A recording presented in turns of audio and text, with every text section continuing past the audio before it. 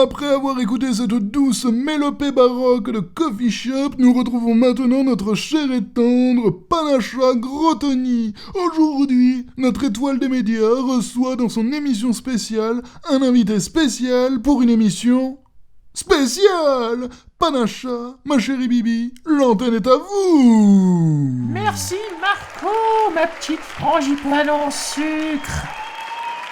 Ah, bonjour mes petites lobettes. J'espère que l'année qui s'est écoulée a épargné vos petites frimouses de fragiles. Sinon, moi ça va. Vous faites pas de soucis, mes beautés. J'ai pris 3% de part d'audience à l'autre tocard de Roland Luquier, là. Ça m'a redonné la pêche. T'inquiète, Roro, je pardonne, mais j'oublie pas. Après une année pourrie jusqu'à la moelle qui a vu la fermeture des salles de cinéma, des musées et ça tout à la fois, on occulte trop facilement d'autres drames qui ont fait moins de boucan dans le monde de la culture. Eh ouais, mon bistrot préféré, chez Dédé, aura définitivement mis la clé sous la porte. C'était le seul endroit où il te passait encore un peu d'accordéon quand tu sirotais ta piquette. Et pour savoir où on en est dans ce beau boxon, je reçois justement le porte-parole du pays du cinéma, le toujours très joyeux homme au costard de son imagination. Rien que ça. D'ailleurs, on sait toujours pas comment faut vous appeler, vous. Coco, c'est ça? Eh, tu veux un gâteau, Coco? Ah, je déconne, allez, fais pas la tronche. Déjà, permettez-moi, Panacha Grotoni, de commencer par vous dire un gros bonjour, et cela très cordialement, car je constate que l'impolitesse et la vulgarité font toujours autant bon ménage dans les médias, comme sur YouTube d'ailleurs. Et pour répondre à votre question, homme au costume a toujours été la dénomination que je privilégie par rapport à une identité classique composée des traditionnels prénoms et noms de famille. Voyez-vous, je n'ai jamais vraiment compris pourquoi... Ouais, en fait... bon, racontez pas votre vie non plus.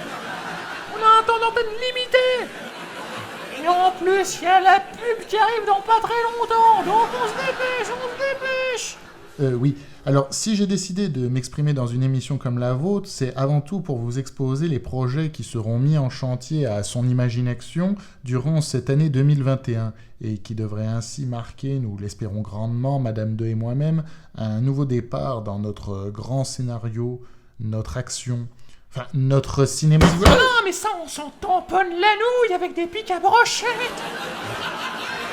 C'est pas vrai. J'ai encore invité une pipelette, un proxo à promo, un bobo en starco.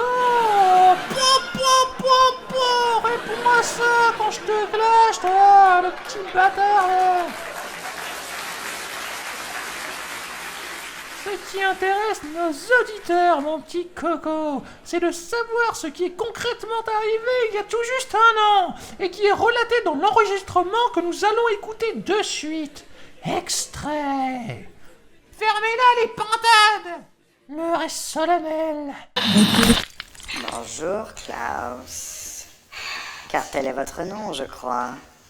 Comment m'appelez-vous, malotru? Je suis le Papa Noël, voyons. Je distribue simplement des jouets par milliers à tous les enfants riches du monde.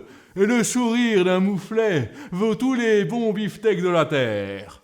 Vous faites mal votre boulot, Klaus. Plus vous vieillissez, plus vous choisissez mal vos rôles. Vous étiez bon dans le Pôle Express, pourtant. Mais je n'en ai pas encore fini avec vous. Oh non! Non, ne faites pas ça! Non! Il semblerait, selon les images que vous avez choisi de diffuser à la radio, que vous évoquez le fâcheux incident qui a vu la séquestration du Papa Noël par un illustre inconnu aux cordes vocales aussi usées que celles de Jeanne Moreau, si je puis me permettre. Cet événement est bien sûr débordant de cruauté, un peu comme quand le susnommé Monsieur Noël lui-même décide de ne pas envoyer de console dernière génération à un habitant du sous-monde, n'est-ce pas ? Bref, je ne minimise pas la portée du crime, mais il faut relativiser certaines choses, ma foi. Il me semble plus judicieux tout autant qu'adéquat de parler de la vraie injustice qui a eu lieu 1 mois avant, et je veux parler de la suppression de la page Facebook de son imagination. Mais il semblerait que la plèbe ait déjà oublié cette immondice au profit d'un événement plus... comment dire... tape à l'œil, si je puis m'exprimer ainsi. Oh, le snobinard, là, avec sa chemise près du corps.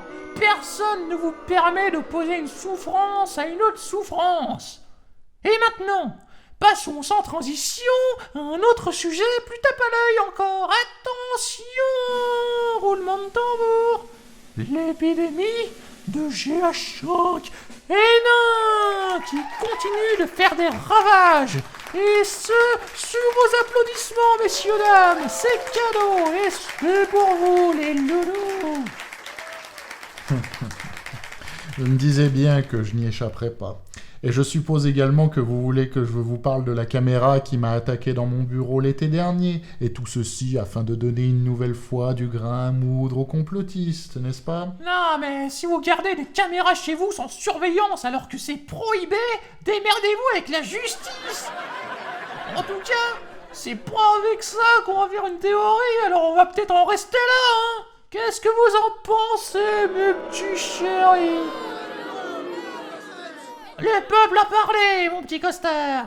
Alors, sans plus tarder, on va repasser au sujet qu'on abordait précédemment, car nous avons un nouvel invité surprise qui nous rejoint en duplex pour nous parler de son année mouvementée. Mon petit nono, tu nous reçois ou quoi? Oh oui, Panacha. Je suis là, je vous reçois 7 sur 7. Vive la culture, vive le cinéma. Mon intervention se déroulera en 3 points. Je vais déjà commencer par vous rassurer en vous disant que je vais merveilleusement bien depuis mon incident de l'année dernière, et cela même si vous en tapez le coquillard. Je vous raconterai ensuite mes aventures depuis le temps où je n'étais encore qu'un jeune lapon de Sardaigne jusqu'à aujourd'hui. Et je conclurai en vous démontrant, vilain garnement, que vous êtes de fiefés petits... Merci, c'était super. À la prochaine, mes petites puputes. Et je laisse le mot de la fin à mon petit Marco tout choupignou qui reprend l'antenne. Eh bien, ma chère Panacha, je vous dirais tout simplement qu'à la fin, il l'encule...